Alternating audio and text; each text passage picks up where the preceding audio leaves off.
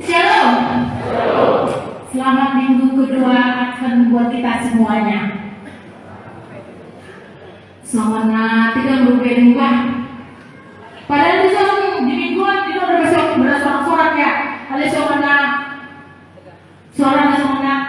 kecil. Shalom.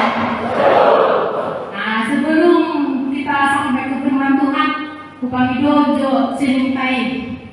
Nah, kan berdoa. Tambah resmi rohani. Mau sobat benar, ketika muncul kan, kita tinggalkan dulu itu. Mari kita bersuka cita saat ini ya, Bapak Ibu, amin. Sebelum sampai kita ke firman Tuhan, ada baiknya seperti kata pepatah, tak kenal maka tak sayang. Kalau sudah dikenal, maka tak sayang. Jadi supaya kita mengenal dan menyayangi saya, izinkanlah saya sekali lagi memperkenalkan diri. Ada yang tidak? Ya. Perkenalkan, nama saya Febriana Sinaga. Ibu yang melahirkan saya Bolu Manula.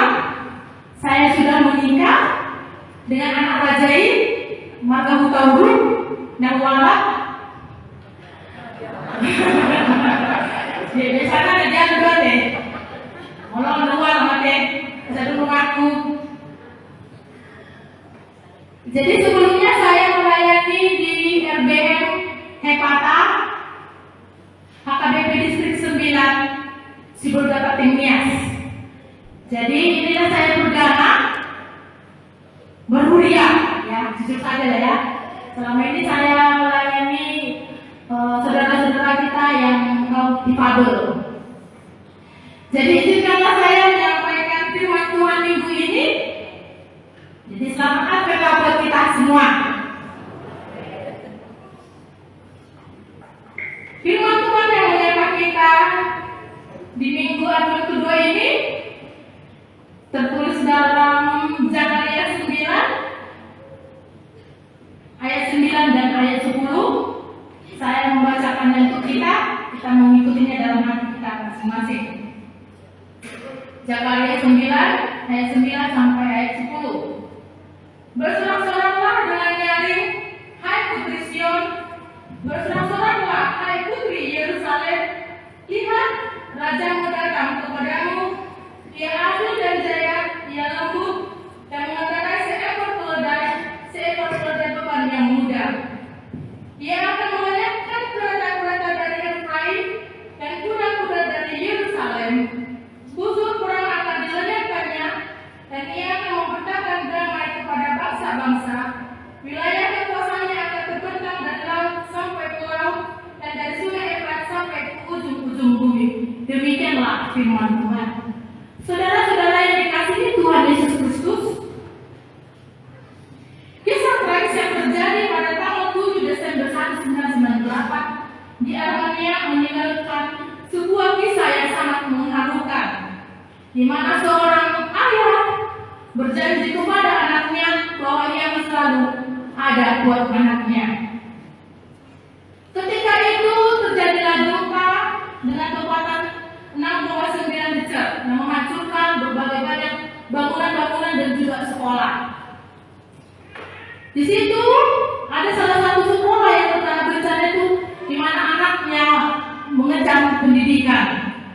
Karena dia mendengar berita tersebut, ia lari dan bergegas mencari anaknya. Dengan harapan dia pasti akan menemukan anaknya tersebut. Sesampai di sekolah tersebut, dia memandangi reruntuhan bangunan-bangunan sekolah tersebut. Dia mencari anaknya, dia mengangkat batu-batu tersebut.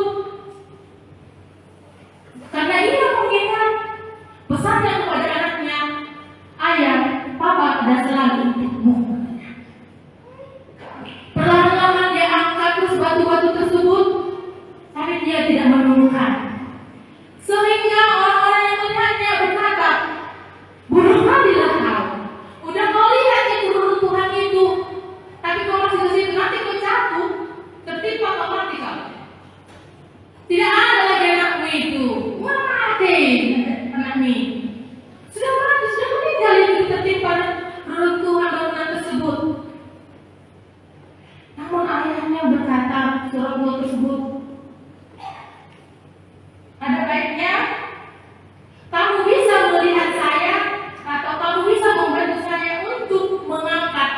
bebatuan ini. Si penambang tersebut akhirnya tergerak hatinya membantu mencari anaknya tersebut, mengangkat batu-batu tersebut. Selama berjam-jam tidak juga ditemukan anaknya tersebut.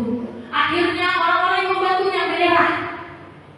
Gak ada lagi, udah mati itu. Tetapi si ayah dengan yakin anaknya pasti berada di dalam perempuan ini. Dia mengangkat tersebut batu-batu tersebut satu persatu. Kurang lebih dalam 18 jam sambil dia menerima Anandro. Tiba-tiba terdengar suara Tuhan. Dia tiba-tiba terdengar suara seperti yang di dalam reruntuhan batu tersebut. Ayah, katanya. Semakin semangat ayahnya ini mengangkat batu-batu tersebut. Akhirnya dia menemukan anaknya di bawah reruntuhan bangunan tersebut tertimpa patah. Dan dengan begitu juga akhirnya teman-temannya ada 14 siswa yang ditemukan di kejadian tersebut. Si anak berkata kepada teman-temannya, saya yakin sehingga saya di sini dengan sukacita menunggu kedatangan ayah saya, papa saya untuk menolongku. Seperti janjinya dia akan selalu ada buat saya. Bapak Ibu saudara-saudara yang terkasih dalam Tuhan Yesus Kristus, demikianlah Allah kita yang selalu berjanji akan selalu ada buat kita. Tapi bagaimana dengan kita? Apakah kita selalu setia mengikutnya? Seperti firman Tuhan dalam ucapan hari ini, di mana perjalanan bangsa Israel, Tuhan melihat mereka selalu dalam perbudakan. Mereka selalu mengalami penderitaan. Mereka dibuang ke Babel dan segala macamnya. Tetapi Tuhan membangkitkan satu nabi, yaitu Nabi Zakaria, anaknya Berekia. Dan disitulah dia juga dipakai Tuhan untuk memberitakan bahwasannya akan datang Raja Mesias untuk menyelamatkan bangsanya yang dikasihinya tersebut. Dia bangkitkan dan beritakanlah agar semua bangsa Israel tidak jauh dari Tuhan. Begitu juga dengan kita saat ini, mengingatkan kita untuk tetap bersorak-sorak bagaimana kita menyambut kedatangan Tuhan, menyambut kelahirannya. Saudara, minggu pagi kita yang sudah tenang. Saudara? Soalnya adalah berat. Minggu pagi kita sudah sehat kan? Di mana kita akan merayakan kelahiran Tuhan Yesus. Soalnya topi minggu tahun menyambut Raja yang adil dan jaya, menyambut Raja. Walaupun nanti menyambut Raja, seperti sangat apa namanya itu? Bangga ya.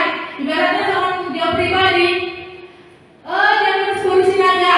Ibaratnya coba beritanya orang yang terpenting ya. Kalau maju si Jokowi, kita tanya mau tiba nanti di pemerintahan. Nah, bersih aja nih nama. Orang tertulang berkunjung bertamu ke rumahmu, ya kan?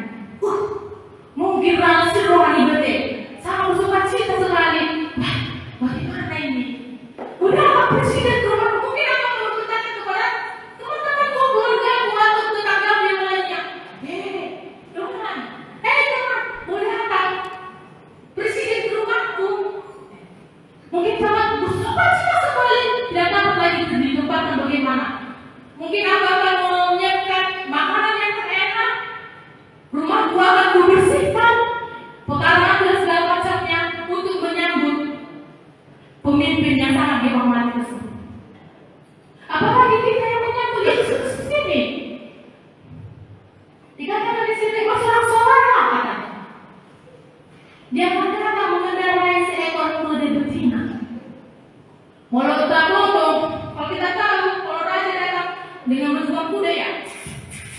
Minat dan mengerti. Tetapi ini sudah kelendahan ini. Itu menyimbolkan tentang kerendahan hati, kelemah lembutan.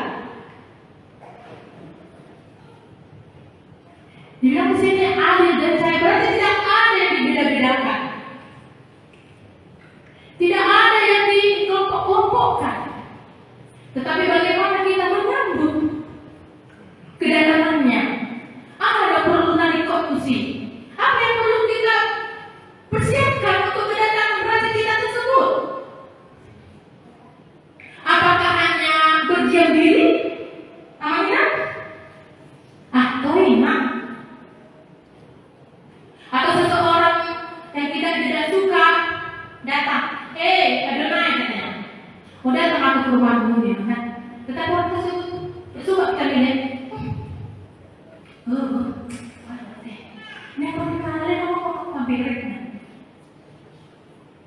pasti dibuat alasan berbagai alasan. Sibuk aku, mau pergi aku ke sana. Tetapi kalau dia adalah orang yang berpengaruh untuk datang, pasti kita berikan apa kita? Waktu yang repot kita pasti kita bilang, datang. Ada di waktuku, pasti datang siapa semua apa yang perlu untuk menjauhkan kita tersebut, orang yang kita senangi tersebut. Ayo kalau dah ngomong apa? Ibadah. Belum di sana.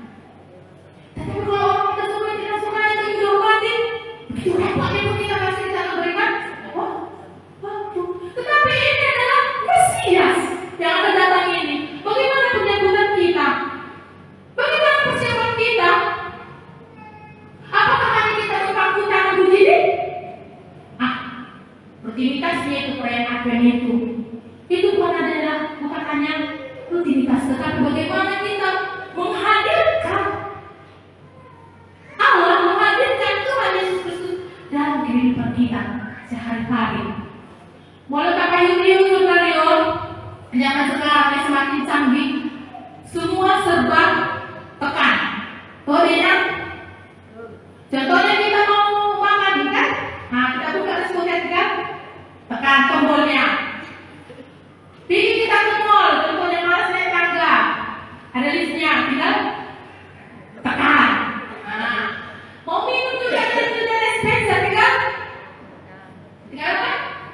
Tekan. Akhirnya menuju bebek, udah tekan. Betul deh? Betul. Sikit-sikit murah. Maaf deh. Putih-putih murah tersinggung. Kalau ucapan mau baca video berita, adalah di sana pembunuhan, adalah di sana perkelahian. Kenapa? Sudah tidak ada lagi lahir di hatinya itu Tuhan. Dia lebih banyak mendengarkan si iblis. Dia merasa dirinya itu tertekan terus. Dia merasa saudara-saudaranya tersebut meninggalkan dia. Dia juga merasa Tuhan itu juga meninggalkan dia. Karena sebab kita sebab tertekan. Mula dah jual deh, mula ini bukan kecil deh kan? Jual itu kan di suatu mati. Itu menunjukkan menimbulkan tentang kerendahan diri, kerendahan hati. Sama charity kan, asal mengisi sakit kosongan. Itu kan namanya. Kalau sekarang kalau sudah cara pakai charity ya, bukannya main dispenser nggak tekan keluar dan menunjukkan charity betul. Itu menunjukkan kerendahan hati. Bagaimana kita dengan kerendahan hati itu mengisi saudara-saudara kita yang merasa dirinya kosong tanpa. Kita dipakai Tuhan semuanya. Bukan hanya pelayan Tuhan saja, kita dipakai Tuhan semuanya dari berbagai pelayan kita, berbagai pekerjaan kita. Walaupun begitu banyak impian-impian, tetapi mari kita lahirkan, mari kita sok-sok bahwa Yesus itu di dalam hati kita, dalam kehidupan kita. Tidak kau bersorak-sorai katanya. Bersorak-sorai dengan nyaring, hai Kristion, bersorak-sorai. Dia adil dan jaya. Kalau dikatakan adil, berarti tidak ada lagi itu pengelompokan. Tidak ada lagi itu perbedaan. Kalau sudah dibilang jaya berarti cukup adil, cukup sejahtera ya. Jadi bilang jaya, berarti tidak ada lagi di situ penderitaan. Kayak Jaya 10 katakan, dia akan melenyapkan kereta-kereta dari Efraim dan kuda-kuda dari Yerusalem. Pusur-pusur akan dilenyapkannya. Berarti tidak ada lagi perpecahan, tidak ada lagi peperangan. Di minggu ini, minggu Advent kedua ini kita diminta bagaimana kita mempersiapkan diri kita untuk menyambut kedatangannya, menyambut kelahirannya dengan iman kita, dengan peribadahan kita, dengan ucapan syukur kita, dengan ketulusan kita, dengan iman yang teguh. Seperti mempelai, perumpamaan 10 mempelai itu, 5 orang yang dianggap sepele, masih lama yang lagi datang mempelai pria tersebut, nantilah saya isi. Tetapi yang bijak ini yang 5 orang lagi itu, dia mengisi buli-bulinya penuh dengan minyak tanah. Begitu juga dengan kerohanian kita. Suatu saat kita dipanggil Tuhan, ikut hadir di dalam hadir ya. Dan kita mulai ngomong, bentar lagi lah Tuhan, kasih udah aku udah ngomong di sini. Nantilah, kalau sudah segini nanti umurku, masuklah nanti Tuhan amat, Tuhan Nina akan aku dulu. Masih repot sekarang. Tetapi Tuhan meminta waktu kita yang masih tersisa ini untuk menyambut, menyongsong kelahirannya, sehingga kita dipakai Tuhan untuk menyebarkan firman Tuhan dan membawa damai kepada saudara-saudara yang kita. Amin. Oleh suatu percaya kita bahwasanya kita akan memperoleh kasih karunia Allah dan memperoleh surga yang kita nantikan. Seperti anak tersebut, walaupun dia mengalami impian penderitaan, dia yakin ayahnya akan membantu dirinya. Begitu juga dengan kita. Kita yakin pasti Tuhan tidak akan meninggalkan kita. Karena itu dengan firman ini kita diingatkan kembali untuk tetap bersukacita menyambut kelahiran Tuhan Yesus